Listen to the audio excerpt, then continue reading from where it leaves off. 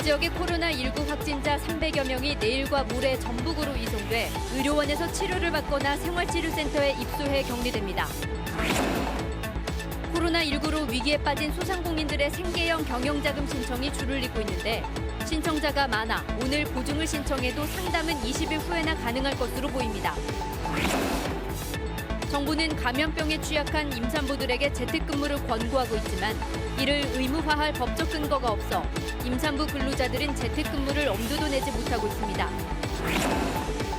다음 달 종료를 앞두고 있는 군산 지역에 대한 고용위기 지역 지정 기간이 오는 12월까지로 연장됐습니다. 여러분 안녕하십니까? 코로나19로 위기에 빠진 소상공인들이 신청한 생계형 경영자금이 한 달 만에 1,770억 원을 넘었습니다. 그런데 아직도 보증 상담을 기다리는 소상공인들이 2,000명이 넘어서 오늘 보증을 신청해도 상담은 20일 후에나 가능합니다. 김철 기자가 보도합니다. 긴급 경영자금을 신청하러 온 소상공인들이 전북신용보증재단을 가득 메웠습니다.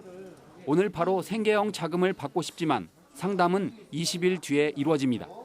보증 상담을 신청한 대기 인원만 2,200명을 넘기 때문입니다. 31일 날 이 표 가지고 오시면 되고요. 12시 이후에 상담 가능하니까요. 자세히 읽어보시고. 직원 10명을 채용한 한 전기공사업체 대표를 만나봤습니다.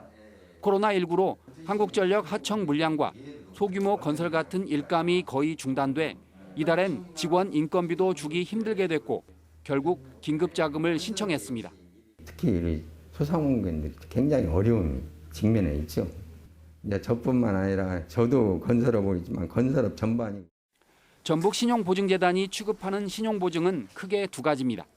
먼저 전라북도 특례보증은 200억 규모로 이율이 1.3%로 저렴하지만 시행 이틀 만인 지난달 초 소진됐습니다. 중소벤처기업부의 특례보증은 전국적으로 1조 원 규모로 이율은 2.3에서 3.4%인데 전북은 벌써 1,571억 원의 상담이 이루어졌습니다. 전북에서만 신청 한 달 만에 1,700억 원의 보증 상담이 이루어진 셈인데 평년보다 무려 4배가 많은 수치입니다.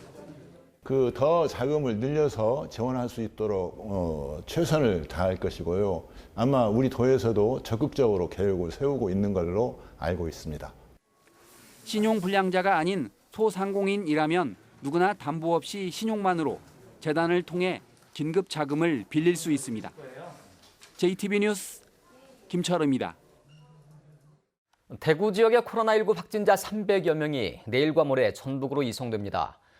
치료가 필요한 120여 명은 군산과 남원, 진안 의료원 등에 입원하고 증세가 없거나 약한 180여 명은 김제에 있는 삼성생명 연수소에 머물게 됩니다. 하원호 기자가 보도합니다. 전북으로 이송되는 대구 지역 코로나19 확진자는 모두 314명입니다. 이 가운데 입원 치료가 필요한 환자는 128명인데 군산의료원에 67명, 남원의료원 51명, 진안의료원에 10명씩 분산 입원합니다. 김제 금구에 있는 삼성생명 연수소는 생활치료센터로 지정돼 입원 치료가 필요 없는 경증 환자나 무증상 확진자 186명이 머물게 됩니다. 우리 도민들께서 그 부분에 대해서 타 지역의 지역민들의 아픔을 함께 해주시고 빨리 쾌유가 돼서 다시 복귀가 될 수 있도록. 전라북도는 대구 경북의 아픔을 함께 보듬기 위해 중앙사고수습본부와 대구시의 요청을 받아들였다고 밝혔습니다. 현재 대구 경북 지역에는 코로나19 확진 판정을 받고도 입원할 병실이 없어 자가 격리 중인 대기 환자들이 2천여 명에 이르는 것으로 알려졌습니다. 군산과 남원의료원은 미리 비워둔 병실에 음압기를 설치하는 등 입원 준비에 분주한 모습입니다. 삼성생명 연수소도 입구에 방역 조소를 설치하고 합동지원단이 사용할 임시 사무실도 마련했습니다. 우려와는 달리 주민들의 반발도 없었습니다. 살다 보면 이것도 그럴 수도 있고 그러니까 치료 잘 받고 잘 가는 게 좋죠. 현재 전라북도는 군산과 남원, 진안의료원을 감염병 전담병원으로 지정해 223개의 병상을 확보하고 있습니다. 대구 지역 환자 128명이 입원하면 95개의 병상이 남는데 전라북도는 이 병상을 도내 환자를 위해 남겨둘 계획입니다. JTB 뉴스 하원호입니다. 코로나19 사태가 길어지면서 임산부 직원은 재택근무를 하는 회사가 늘고 있습니다. 정부도 임산부의 재택근무를 적극 권하고 있는데 엄두를 내지 못하는 임산부 근로자들이 적지 않습니다. 주혜인 기자입니다. 좀처럼 꺾이지 않는 코로나19 확산세에 임산부들은 불안하기만 합니다.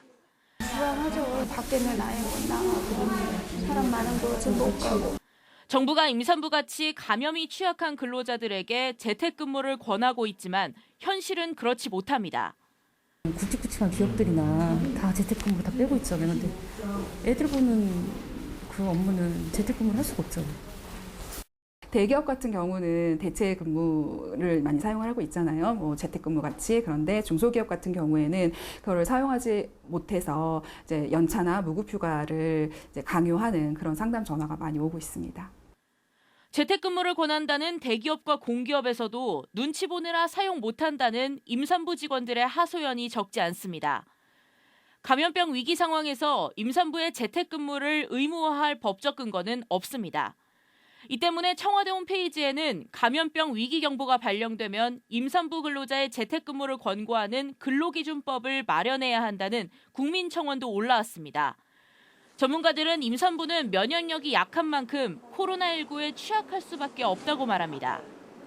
우리 몸은 당연히 그 외부 물질에 대해서 저항하게 돼 있어요. 그러면 결국은 그 저항을 떨어뜨리려면 어떻게 하겠어요? 임산부는 면역을 일부 떨어뜨리는 거예요. 그래서 임산부는 당연히 면역이 정상보다는 떨어지게 돼 있어요. 그래서 약하죠.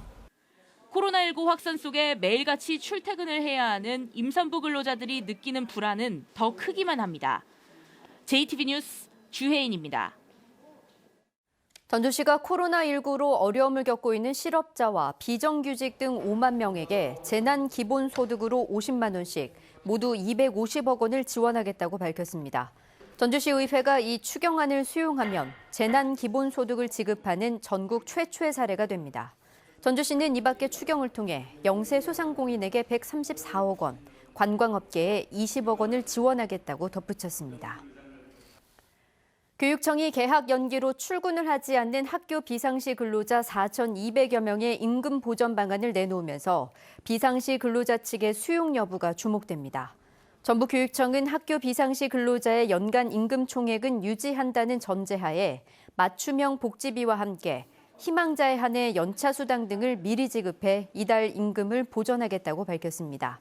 학교 비정규직연대회의는 정상임금 지급을 요구하고 있는 가운데 조만간 수용 여부를 검토할 예정입니다.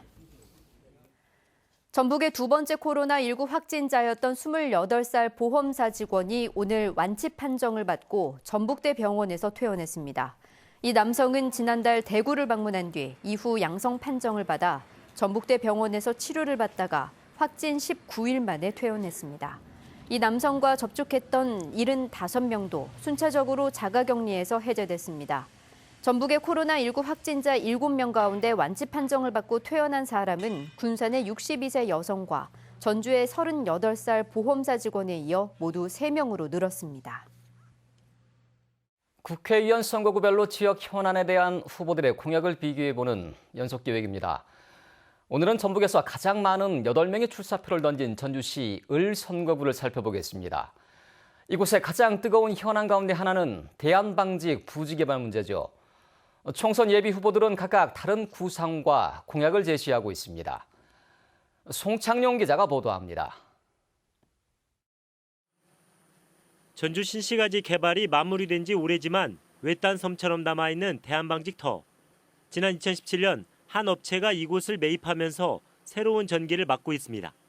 업체 측이 대규모 개발 계획을 밝힌 뒤 전주 마지막 노른자의 땅이라는 개발 가치와 공공성이 충돌하면서 찬반 논란이 이어지고 있습니다. 치열했던 민주당 경선에서 최종 승리한 이상직 예비 후보는 현 개발 계획에 대한 보완책으로 면세점과 청년 창업 공간을 제시했습니다. 면세점 유치, 청년 벤처 창업 플랫폼 등 전주시와 서부권 발전의 신성장 축으로 추진되는 방식이 바람직하다고 생각합니다. 미래통합당의 이수진 예비후보는 업체 측이 제시한 타워와 쇼핑몰 대신 국내 대표 복합 문화공간인 코엑스 같은 시설이 적합하다고 주장했습니다. 서울 삼성동 코엑스와 같이 전주의 랜드마크로 개발하길 바랍니다. 시민의 적극적인 동참, 전주시의 책임 있는 행정, 기업의 개발리 공여 등 3박자가 딱 맞아떨어져야만 가능한다고 봅니다. 시의원과 도의원을 지낸 민생당 조영철 예비후보는 서울 구로 디지털 단지 같은 최첨단 산업단지를 만들어야 한다고 말했습니다. 전주형 일자리를 창출할 수 있는 최첨단 산업단지를 조성하고 정밀기계, 탄소산업 등 거기에 맞는 사업을 진행함으로 인해서 사업의 이윤을 시민과 기업이 공유할 수 있는. 정의당 오영수 예비후보는 사적 이익만을 추구하는 자광의 개발 계획에 반대한다며 새 계획을 마련해야 한다고 주장했습니다. 첫 번째는 주민의 어떤 권리 이런 것들이 보장이 돼야 되는 거고, 두 번째는 어떤 사회 공공성, 공적인 어떤 영역을 담아내야 된다. 20대 총선에 이어 다시 출마한 무소속 성취도 예비후보는 신산업의 메카로 만들겠다고 밝혔습니다. 대한방직 부지의 절반 정도를 기부채납받고 복합 건물을 세우고 그 안에는 VR, 홀로그램, 농수산물 가공, 게임, 크리에이티브 등의 신산업이. 민주당을 탈당해 무소속으로 출마한 최영재 후보는 여러 가지 개발 계획을 마련해 시민에게 선택권을 줘야 한다는 생각입니다. 소상공인을 포함한 시민과 투자자가 상생할 수 있는 모델을 만들어야 됩니다.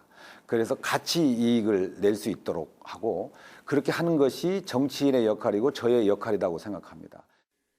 전주시을 선거구에는 이 밖에도 국가혁명 배당금당 박정은, 김주환 2명도 예비후보로 등록했습니다. JTBC 뉴스 송창용입니다. 민주당의 진안군수 후보자 경선에서 전춘성 전 진안군 행정복지국장이 승리했습니다. 전춘성 전 국장은 고준식 민주당 전북도당 부위원장과 정정옥 전 부기농협조합장을 꺾고 승리해 다음 달 15일 국회의원 선거와 함께 치러지는 진안군수 재선거에 민주당 후보로 나서게 됐습니다. 진안군수 선거에는 또 김현철 전 도의원과 송상모 전 진안 부군수, 이충국 전 도의원 등 3명이 무소속 출마를 준비하고 있습니다. 전주 도심의 교통 혼잡이 갈수록 심화되고 있는 가운데 후보들의 공약 경쟁이 이어지고 있습니다.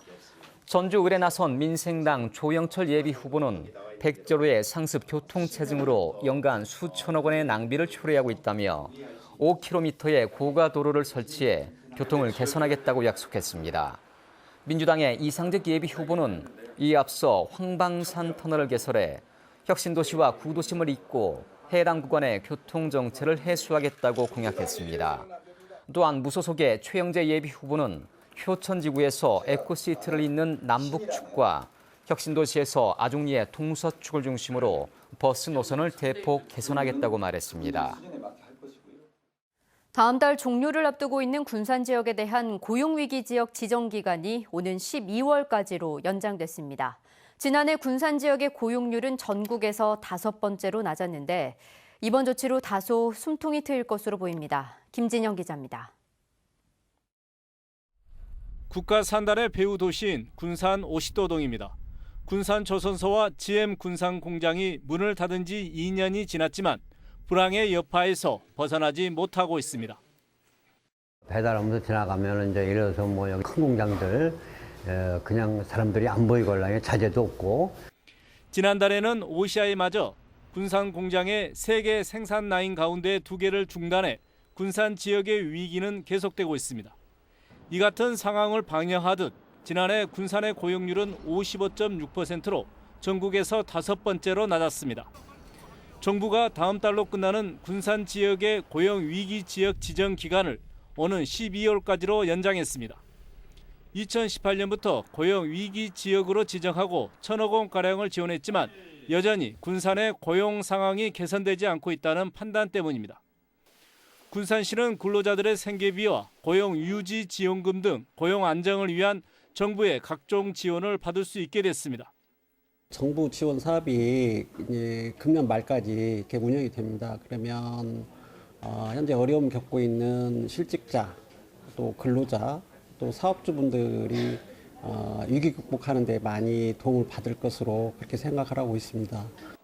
군산시가 고용위기지역 연장 신청과 함께 산업통상자원부에 신청한 산업위기지역 지정 연장도 조만간 발표될 예정입니다.